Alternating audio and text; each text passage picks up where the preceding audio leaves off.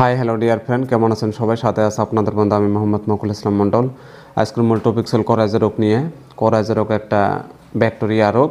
AV bacterium প্যারাগেলিনেরাম bacteria coryza রোগের জন্য দায়ী। বড় মুরগির রোগ প্রতিরোধ কম থাকার কারণে নাইবা মুরগির আগে থেকে যদি কোনো রোগ আক্রান্ত থাকে, ওদের করাইজা রোগ হওয়ার সম্ভাবনা থাকে। করাইজা রোগে 20% পর্যন্ত মর্টালিটি হয়ে থাকে। করাইজা রোগের কারণ, করাইজা রোগ কী কারণে হয়? মুরগির তুলনায় জায়গা কম থাকা। সাপোজ 100 মুরগির জায়গা আছে, কিন্তু 100 মুরগি থেকে অধিক মুরগি রাখি দিচ্ছেন। লেটার নোংরা থাকার কারণে করাইজা রোগ হওয়ার চান্স থাকে। করাইজা রোগ আক্রান্ত থাকে হেসারি থাকি বাচ্চা সংগ্রহণ করা। করাইজা রোগ আক্রান্ত থাকা ফার্মার থাকে আপনার খামারে যদি ভিজিট করে। দূষিত খাদ্য পানি খাওয়ার কারণে করাইজা রোগ হয়ে থাকে। পশু পাখি মানুষের হাঁটাহাঁটির থ্রু খামারের ভেতরে করাইজা রোগ প্রবেশ করে।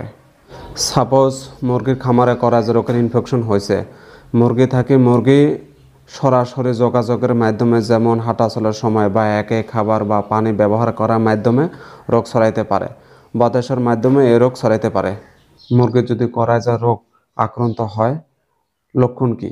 চোখে চারপাশে লাল হয়ে যাওয়া, চোখ ফুলে যায়, নাক থেকে স্রাব বের হয়, মুরগি ঘন ঘন হাসি দেয়, শ্বাস নিতে কষ্ট পায়, মুরগির চোখের ভেতরত গেলা পদার্থ জমা হয়, মুরগির পানি খাওয়া আগ্রহ কমে যায়, মুরগি দুর্বল হয়ে যায়, প্রেন্স মুরগি হলে ডিমের উৎপাদন কমে যায়, মুখ ও ঠোঁটের মধ্যে ছোট ছোট ফোসকা দেখা দেয়, মুখ ঠোঁটের মধ্যে ঘাও হয়ে থাকে, খাদ্য খাইতে সমস্যা পায়, শরীরে তাপমাত্রা বাড়ি যায়।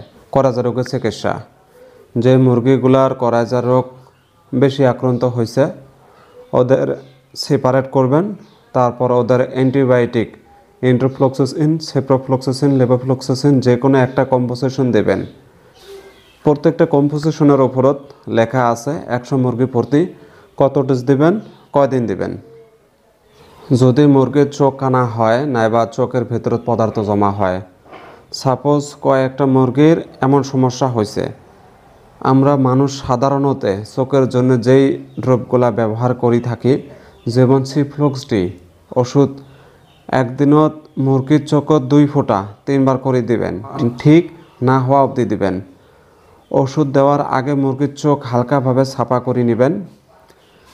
সাপোজ খামারে 1000 মুরগি আছে, 100 মুরগি করাইজা রোগে আক্রান্ত হয়েছে, ওদের সেপারেট করবেন।